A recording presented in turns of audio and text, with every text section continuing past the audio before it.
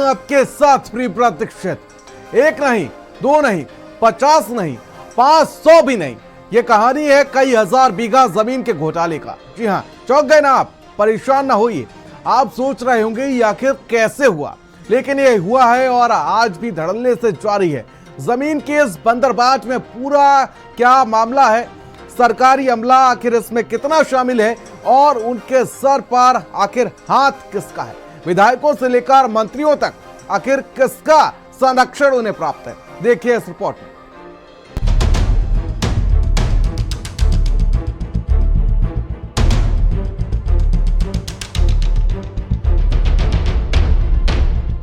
तस्वीरों में दिख रहा ये खूबसूरत और हरे भरे जंगल का नजारा है मेरठ के गंगा किनारे बसे हस्तिनापुर वाइल्ड लाइफ सेंचुरी का। पहले यहाँ पर कई तरह के पशु पक्षियों का जमावड़ा होता था। प्रवासी पक्षियों की भी यहाँ पर बहुत भरमार रहती थी, लेकिन अब जंगली जानवरों और पक्षियों की जगह ले ली है शानदार सुविधाओं से लैस छोटी छोटी कॉलोनियों ने। इन कॉलोनियों को आजाद किया है बांग्लादेश से आए घुसपैठियों ने। गंगा के किनारे बसी इस बस्ती में बहुत सारी सुविधाएं मौजूद हैं। आप यहाँ पर देखेंगे कि ये जो आप रोड देख रहे हैं ये कनेक्ट होता है मेन रोड से, जहाँ पर डामर का रोड बना हुआ है। इसके अलावा इलेक्ट्रिफिकेशन सौभाग्य योजना से यहाँ पर कराया गया है। बड़ी तादाद में इसी तरीके से ट्रांसफार्मर और जो बाकी उपकरण हैं वो यहाँ पर लगे हुए हैं। अच्छी खासी जो घर हैं वो भी यहाँ पर देखे जा सकते हैं। आगे की तरफ ये टेम्परेरी झोपड़ियों की शक्ल है जिसको किचन गार्डन बोला जाता है, और पीछे की तरफ पक्के घर बने हुए। इस तरह की जो भारी भरकम मशीनें हैं एग्रीकल्चर से जुड़ी हुई वो भी आपको यहाँ पर देखने को मिलेंगी। और बड़ी तादाद में यहाँ पर जो सौभाग्य योजना है उसके तहत सौर ऊर्जा के जो संयंत्र हैं वो लगाए गए हैं। आप देखेंगे कि ये वही उसी तरीके के जो डिवाइस हैं वो यहाँ पर लगे हुए हैं। इसके अलावा घर घर जो डिशेज हैं वो भी यहाँ पर हैं। आप देखेंगे यहाँ पर पक्के मकान भी हैं, और ये ट्रैक्टर और जो एग्रीकल्चर के सामान हैं वो सब यहाँ पर खड़े हुए हैं। हर घर में एक एक घर में 3-3 4-4 आपको इस तरीके की जो लाइट्स हैं सौर ऊर्जा वाली वो आपको दिखेंगी। हर घर के बाहर मीटर है। पूरे इलाके का इलेक्ट्रिफिकेशन किया गया है। ये गांव से काफ़ी दूर एक इलाका है जहाँ पर चारों तरफ जंगल है, और जंगल के बीच में ये मंगल आपको यहाँ पर नजर आएगा। जंगल की प्रतिबंधित हजारों बीघा जमीन और झीलों को पाटकर घुसपैठियों ने अवैध कब्जा कर लिया और सिस्टम कुंभकर्ण की नींद सोता रहा। इन अवैध कब्जों के खिलाफ मेरठ के नगला गोसाई गांव की ग्राम प्रधान सरिता सिंह ने तहसील से लेकर जिलाधिकारी तक हर किसी के दरबार में कई बार हाजिरी लगा के शिकायत की, मगर अफसरों और नेताओं का गठजोड़ शिकायतकर्ता को हर बार डकार गया। 25 साल पहले कोई एक परिवार आया जो ऐसा पता करा गया, तो वो अंदर जाकर झील में अंदर जाकर उसने झोंपड़ी वोपड़ी डाल ली, ऐसा हमें पता चला है। लेकिन बाद में धीरे धीरे आते चले गए और कितने ही परिवार होकर उन्होंने अंदर ही अंदर झील तोड़ ली, झील काट ली, वहाँ खेती शुरू कर दी। तो अब खेती तो शुरू हो गई उनकी, लेकिन हमने जब उन्हें हटाने की कोशिश करी कि भैया हमारी झील छुड़वाओ, और हमारी वन विभाग की झील है, ये तो बूढ़ी गंगा की है, ये तो झील है, मतलब इसमें तो पशु पक्षी रहते हैं, तो वो सब तोड़ लिया। ये इन्होंने मना कर दी। इन्होंने जो हमने और का पता चला कि इनके जो संरक्षण है, ये जो ये हैं यहाँ के मंत्री और ये जो हैं इनका संरक्षण है, इनको कुछ पैसे वैसे भी जाते हैं। राजस्व अभिलेखों में ये भूमि श्रेणी 6A में झील एवं वन अभयारण्य दर्ज है। इस भूमि का संरक्षण मेरठ का जिला प्रशासन 2 साल तक एनजीटी में झूठी और भ्रामक रिपोर्ट्स के जरिए बांग्लादेशियों के अवैध कब्जे को सही ठहराने में जुटा रहा। सरिता सिंह ने सरकारी अभिलेखों के आधार पर और मौके की तस्वीरों और वीडियो के जरिए बताया कि अफसर झूठ बोल रहे हैं। अफसरों की मिलीभगत का खुलासा तब हुआ जब इलाके के एसडीएम अंकित कुमार ने सरिता सिंह पर दबाव बनाया कि ग्राम सभा की इस जमीन को बांग्लादेशियों के नाम पट्टे पर कर दिया जाए, लेकिन सरिता सिंह ने साफ इनकार कर दिया। मवाना के पूर्व एसडीएम अखिलेश यादव ने तो एनजीटी को झूठी रिपोर्ट से ये भी बताया कि मौके पर अवैध कब्जे हटवा दिए गए हैं, लेकिन असलियत एनजीटी से ज्यादा देर तक दूर नहीं रह सकी। मेरठ जिलाधिकारी को एनजीटी ने आदेश दिया है कि 1 महीने के अंदर झील और जंगल से अवैध कब्जे हटाकर बांग्लादेशियों को इलाके से दूर किया जाए।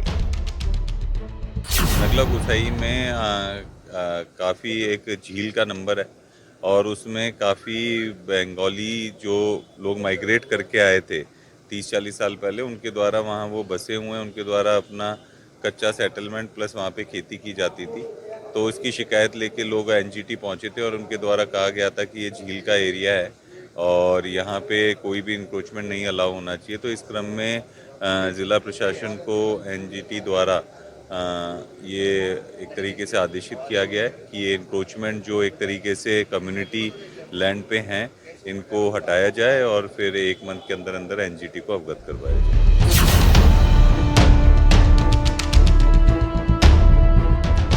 भ्रष्टाचार मुक्त भारत के प्रधानमंत्री मोदी और यूपी के मुख्यमंत्री योगी के सपने को मेरठ में सरकारी अफसर और नेता पलीता लगा रहे हैं। हजारों करोड़ की जमीन के इस खेल में पूरे का पूरा सरकारी तंत्र शामिल है। एनजीटी के आदेश के बाद अब प्रशासन क्या एक्शन लेगा, ये देखना जरूर दिलचस्प रहेगा। स्पेशल डेस्क, भारत समाचार।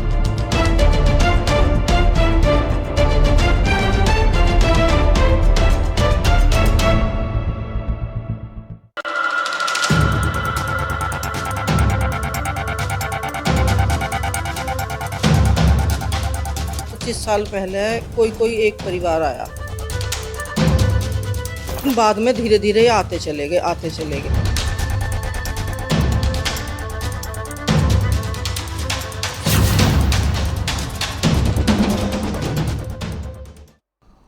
तो अब तक आपने देखा कि हजारों बीघा जमीन की बंदरबांट को अफसर और नेता किस तरीके से अंजाम दे रहे हैं। बांग्लादेशियों की आड़ में दर्जनों नेताओं और बड़े अफसरों ने यहां पर झीलों पर अवैध कब्जा करके सैकड़ों बीघा के एग्रो फार्म बनाए। गंगा की कोख से जंगल और वन्य जीव खत्म किए जा रहे हैं। अफसर कब्जे करवाता है और नेता यहां सुविधाएं लेकर आता है। अवैध बांग्लादेशी कानून की सामने खड़ा एक टूल है जो खुद के साथ नेता और अफसरों के सिंडिकेट का मालामाल कर रहा है। हस्तिनापुर से नरेंद्र प्रताप की एक्सक्लूसिव रिपोर्ट देखिए।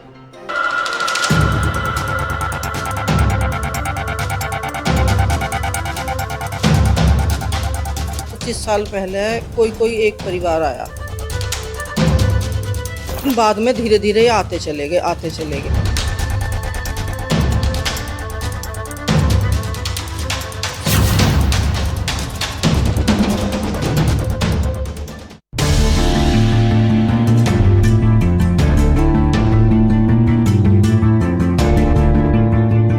बाहर से जंगल और अंदर हरियाली के बीच खूबसूरत घरों की बस्ती, शानदार फैसिलिटीज से सजा ये हस्तिनापुर की वाइल्ड लाइफ सेंचुरी का वो इलाका है जहां की प्राकृतिक खूबसूरती को सरकारी सिस्टम निगल गया। इस सेंचुरी को बचाए रखने का जिम्मा मेरठ के जिलाधिकारी, मेरठ में बैठे डीएफओ, मवाना के एसडीएम और पूरे तहसील महकमे का था, लेकिन अपनी जिम्मेदारी निभाने की बजाय जंगल के जानवरों और पक्षियों से उनके घर छीनकर घुसपैठी बांग्लादेशियों को दे दिए गए। बांग्लादेशियों की अवैध आबादी आबाद रहे, इसके लिए जिला प्रशासन ने यहां जंगल में इंटरलॉकिंग बिछवाई, खड़ंजे लगवाए। यहां तक विधायक निधि से लाखों रुपए खर्च करके सड़कें बिछवाई गई। जंगल के अलग अलग पॉकेट्स में बिजली के सैकड़ों खंभे लगवाए गए, ट्रांसफार्मर्स रखे गए और पूरी आबादी के घर घर को बिजली का कनेक्शन बांटा गया। नगला गुसाई नाम है इस गांव का और ये जो झील है उसके ऊपर बस्ती है और जो एग्रीकल्चर की लैंड है वो बनी हुई है। इस तरह के जो घर हैं वो यहाँ पर हैं। इसके अलावा यहाँ पर बिजली का कनेक्शन है, यहाँ पर सड़कें हैं जो सरकारी अनुदान से बनी हुई हैं। ये जो बहुत बड़ा इलाका आप देख रहे हैं ये पूरा जंगल, और जंगल के बीच में ये जो खेती लायक ज़मीन बनाई गई है, यहाँ पर खेती हो रही है। ये गन्ने की फसल है, और यहाँ जहाँ मैं चल रहा हूँ आप देखेंगे ये इंटरलॉक टाइल्स का बहुत शानदार रोड है वो यहाँ पर बना हुआ है। इधर एक बड़ा कंस्ट्रक्शन जो है वो चल रहा है, काफ़ी इन्वेस्टमेंट है इस कंस्ट्रक्शन में, और इसी तरीके से जो पक्के मकान हैं वो इस पूरे गांव में बने हुए हैं। ये ऊंचे ऊंचे जो खंभे आप बिजली के देख रहे हैं वो भी सरकार की तरफ से यहाँ पर लगवाए गए हैं। बिजली के मीटर भी आपको यहाँ पर मिलेंगे, बिजली के कनेक्शन है। ये सारे वो लोग हैं जो यहाँ पर बरसों से रह रहे हैं, और ये बिजली के कनेक्शन आप देख सकते हैं। इसके ऊपर आप अगर देखेंगे तो ये आपको पता लगेगा कि जो उपनेडा की सौभाग्य योजना है उसके तहत सौर ऊर्जा का प्लांट यहाँ पर लगाया गया है। आप देखेंगे कि इलाके के जो विधायक हैं उनका नाम यहाँ लिखा हुआ है। मुख्यमंत्री जी की योजना के अंतर्गत इस सड़क का निर्माण हुआ है।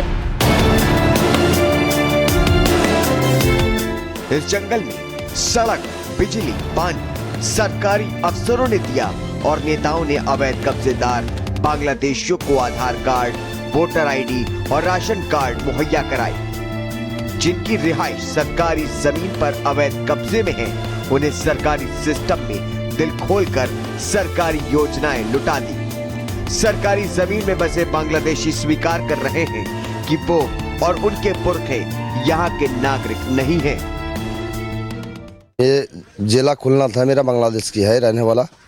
हम कम से कम 50 साल इस देश में आया है। 50 साल से यहाँ रहे? हाँ 50 नहीं, यहाँ पे 40 साल से रह रहे। रुद्रपुर हमने रहे हैं 10-20 साल, यहाँ आया फिर उसके बाद से। कालो मोटी। तो आपकी उम्र कितनी है? देखो आप। जी हम कैसे पता लगा सकें, आपको बताना होगा ना। अरे हिंदुस्तान पाकिस्तान राज्य सही रहा। अच्छा, वो आपको याद है हिंदुस्तान पाकिस्तान अलग हुआ था तब? हाँ पता है। तो आप यहाँ कितने सालों से हैं? बहुत साल आया, 70 साल में आया। तो जब हिंदुस्तान पाकिस्तान अलग हुआ था तब आप कहाँ रहते थे? यहाँ रहता है। यहीं पे रहते थे? हाँ, इंदिरा गांधी बुलाया। हमारा 3 बाल बच्चा, और उसका बच्चा हो गए, उसका बच्चा है। बच्चों के भी बच्चे हो? बच्चा के बच्चा शादी दे दिया। ये 30-40 साल आ गए इधर। कितना साल हो गया इधर? 40 साल हो गए। सिस्टम आया, बाल बच्चा सारे यही आए, यही पर पैदा हुआ। हमारा सिर का बाल भी पक गया, हमारा सब कुछ हो गया। अभी फुर्दान ऐसा तंग कर रहा है, यहाँ से भागो, यहाँ से रहने दे देंगे, भाग जाओ। 10 दिन के अंदर, 15 दिन के अंदर जगह खाली करो। पहला तो बताया जे तुम्हारा झील का जमीन छोड़ना पड़ेंगे, अभी कह रहा ये जगह भी छोड़ना पड़ेंगे। सरकारी सिस्टम और नेताओं को घुसपैठी बांग्लादेशियों से मोहब्बत क्यों है, ये भी जान लीजिए। इलाके के नेता प्रतिबंधित सेंचुरी एरिया में झीलों की जमीनों का अवैध पट्टा उठाते हैं। 1 बीघा पट्टे की कीमत 5,000 रुपए है। इसके अलावा नेताओं और अफसरों का सिंडिकेट अपने गुर्गों के जरिए झीलों को पाट कर बनाई गई हजारों बीघा भूमि कब्जा करके उस पर खेती करता है। इस इलाके में सिंघाड़ा एक सीजन में 2 बार धान की फसल और गन्ने की खेती होती है। जमीन बेहद उपजाऊ होने की वजह से न खाद की जरूरत है और न पेस्टिसाइड की। गन्ने की अवैध फसल नेताओं के जरिए सरकारी कीमत पर शुगर मिलों में बेची जाती है और इसका हिस्सा बांग्लादेशियों के अलावा नेताओं को भी मिलता है। ये रकम इतनी होती है कि करोड़ों में वारे न्यारे होते हैं। नगला गोसाई की जो बंगाली बस्ती है उसके पास ही जो इलाका है वो पूरा झील का इलाका है। मेरे पीछे आप ये झील देखेंगे, ये पूरी झील है जहाँ पर आज खेती हो रही है। ये झील पूरी की पूरी अब भर चुकी है और यहाँ पर इन लोगों ने इसको खेती करने लायक बना लिया है। ये ज़मीन से थोड़ा सा नीचे है और आप देखेंगे कि ये चारों तरफ बहुत दूर दूर तक फैला हुआ है। और उधर सामने आपको केले के जो पेड़ हैं, जो फसल है वो नज़र आएगी। इस साइड में अरबी हो रही है और ये पूरी जो खेत है यहाँ पर और अलग अलग फसलें होती हैं। आप ये बताइए कि ये जो झील है, ये झील कितने लोगों के पास है? ये जी हमारे यहाँ करीबन 107-8 परिवार है। उनके पास ऐसे जैसे दिखाई दे रहा है ऐसे थोड़ा थोड़ा ज़मीन है। हम जैसे पहले से इतना धसन था, दलदल था, उस टाइम से हम कसला करके खा के आ रहे हैं। इसमें उतना पैसा नहीं होता जितना हमारा खर्चा हो जाता है।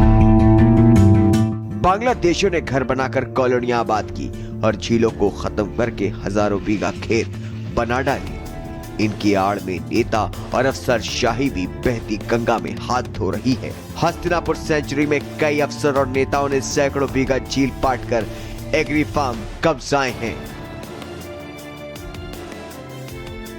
हस्तिनापुर सेंचुरी की बेशकीमती झीलों को खेत बनाने का सिलसिला कई बरसों पुराना है और यहाँ पर झीलों को पाट कर खेत बनाए जा रहे हैं।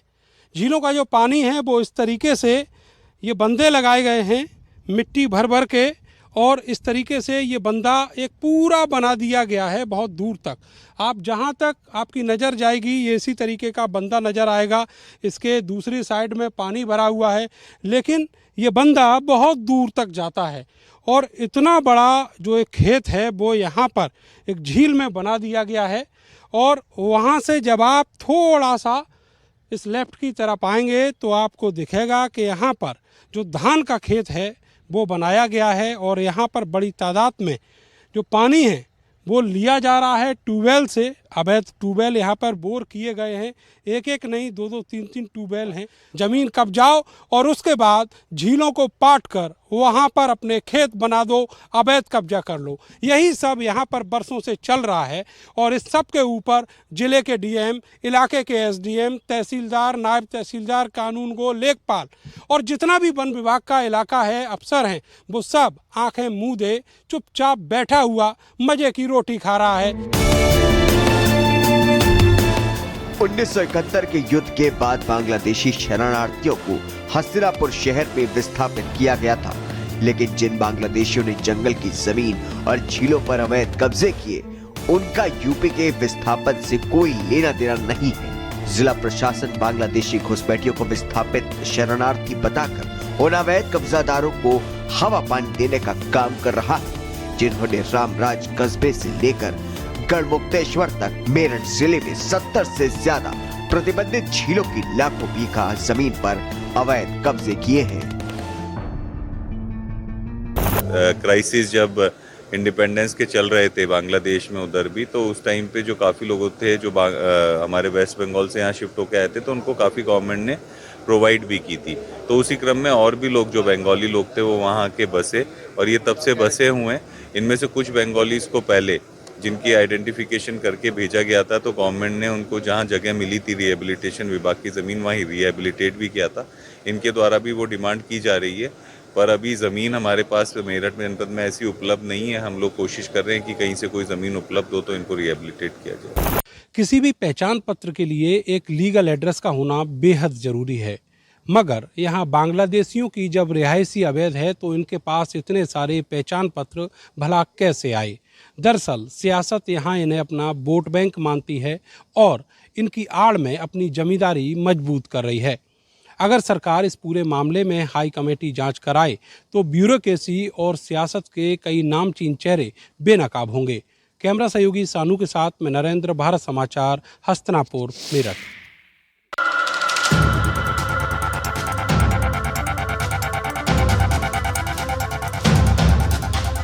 25 साल पहले कोई एक परिवार आया, बाद में धीरे धीरे आते चले गए।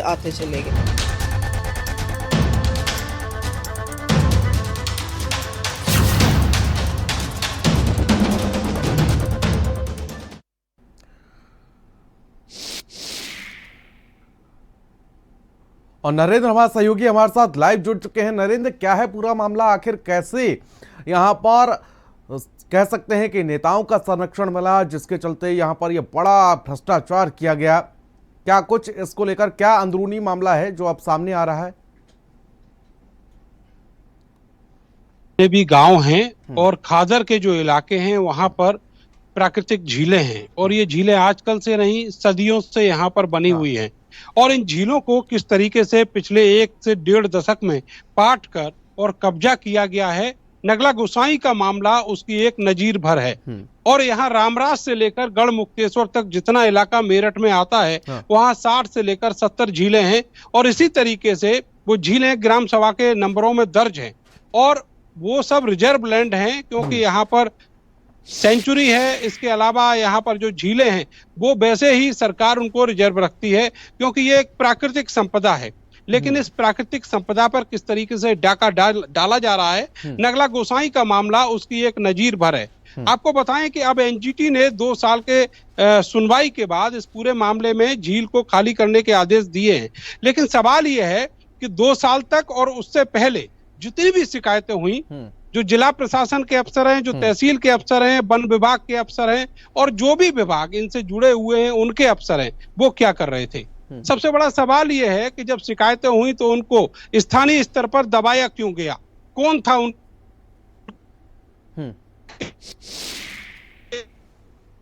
शिकायतों को। बड़ी बात यह है कि जब ये पता लग गया कि यहाँ पर अवैध कब्जे हो रहे हैं या फिर अवैध कब्जे हो चुके हैं, तो उनको रोकने के लिए कोई कोशिशें क्यों नहीं की गई।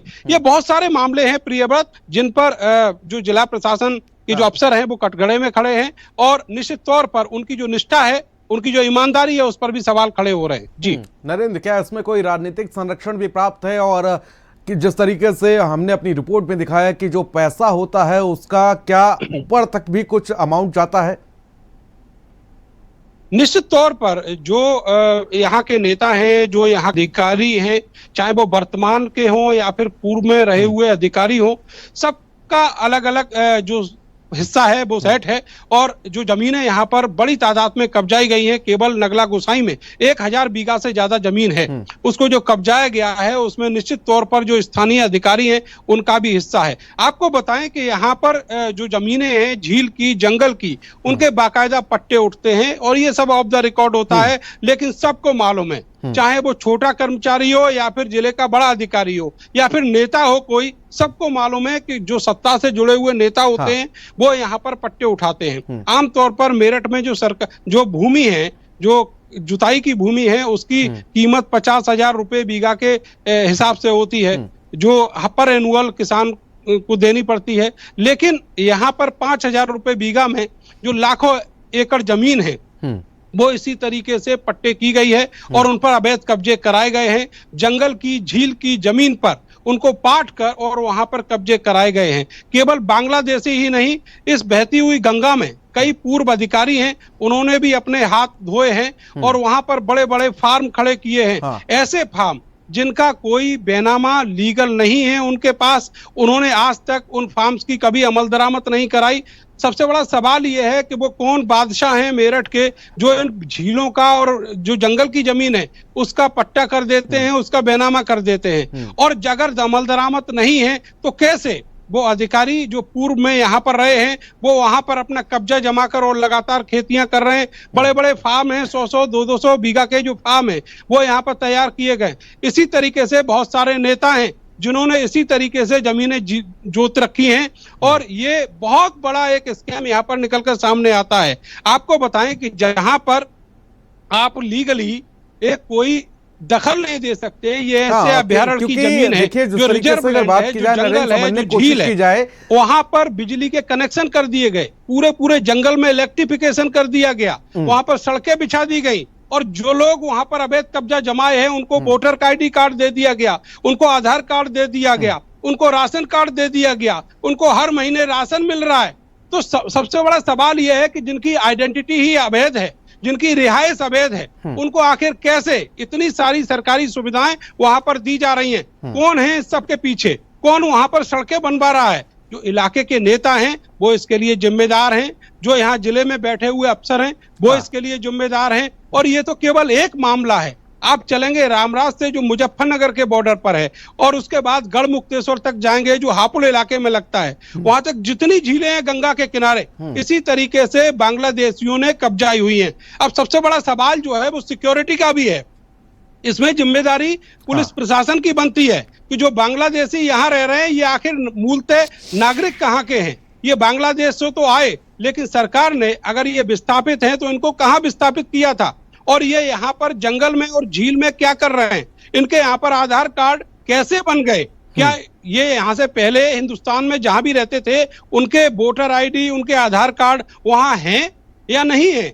और अगर नहीं है तो फिर ये यहाँ पर क्या कर रहे हैं? इसके लिए जो खुफिया विभाग है वो भी जिम्मेदार है, पुलिस की भी एक दायित्व बनता है कि वो कम से कम इनका वेरिफिकेशन कराए कि ये यहाँ पर कैसे आए और यहाँ पर क्या कर रहे हैं, कैसे रह रहे हैं, यहाँ पर जो अवैध कब्जे किए गए हैं ये आखिर किसकी सह पर किए गए हैं और इन सब के पीछे कौन है जो इनको यहाँ पर संरक्षण दे रहा है, और जो प्राकृतिक संपदा है जो सरकार की निधि है और जिसके लिए सरकार, सुप्रीम कोर्ट और तमाम संस्थाएं और तमाम सारे जो उपक्रम हैं सरकार के, वो लगातार कोशिशें करते रहते हैं कि उनको संरक्षित किया जाए, क्योंकि आने वाली संततियों को ये सारी चीजें देखने को नहीं मिलेंगी अगर इसी तरीके से इनको उजाड़ा जाता रहा।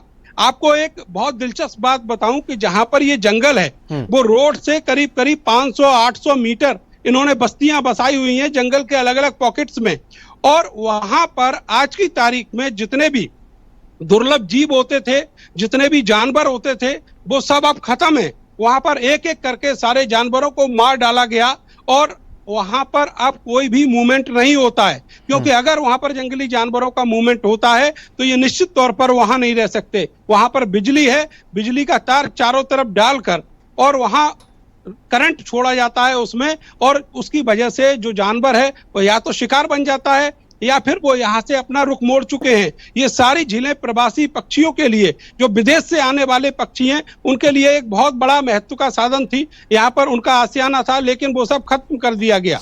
जी प्रियव्रत, बिल्कुल। ऐसे में अगर बात की जाए तो पूरा का पूरा जिला प्रशासन जो है वो कटघरे में खड़ा होता हुआ नजर आ रहा है। ठीक है, बहुत बहुत शुक्रिया तमाम जानकारी के लिए आपका, साथ ही हमारे साथ जुड़ने के लिए। और इस बुलेटिन में फिलहाल मेरे साथ इतना ही। मुझे